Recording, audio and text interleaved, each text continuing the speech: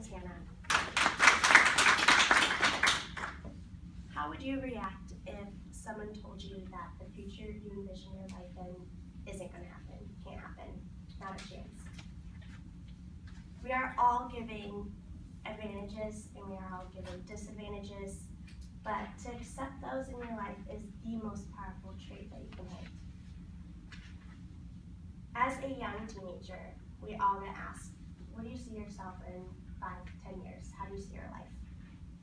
In the midst of your career goals and your education goals, somewhere in there is family.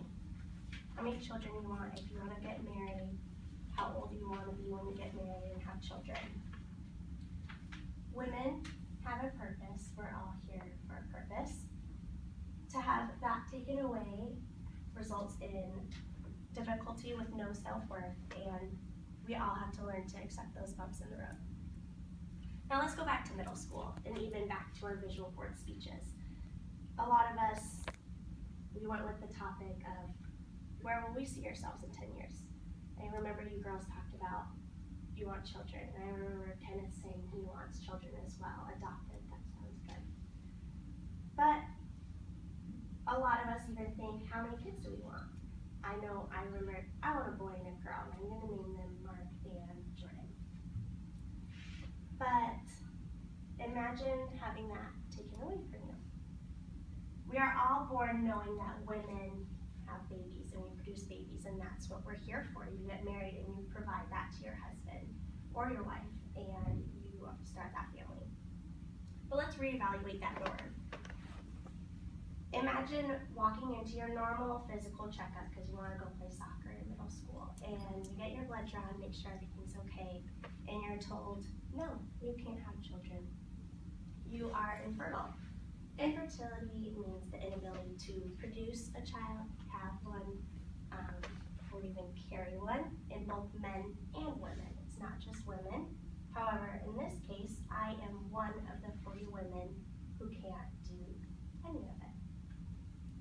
According to Women's Health Government, there are a lot of reasons why women might not be able to have children, but only 10% of them are born that way.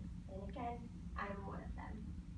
I am blessed with the disadvantage, but I am learning to accept it.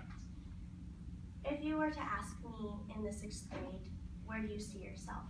I never had a big career goal. I didn't want to be a doctor or a lawyer or a teacher. I said, I want to get married and I want to have children. That's what I look forward to. I want to have a husband. I want to provide him with kids, and I want to raise them. However, I recently found out that I am infertile. I had to tell my mother that she's probably not going to be a grandma. And I had to tell my long-term boyfriend, if you want to break up with me, it's okay, because I can't give you what you want in the future. So those are a few things that we all have to learn and accept. And you are so much more than what you are expected to give and what's expected from you. And to accept all the disadvantages and the advantages in life is the most powerful trait that anyone could hold, even you guys. And if you were to ask me back then what I wanted in the future, and then how I reacted when I told that I can't have that, I had to do a lot of reevaluating, and that might be the reason why I'm here in college in class today with you guys. So all in all, I just want all of you to realize that no matter the advantages you are given or the disadvantages, you need to take power in accepting that, because that is who you are and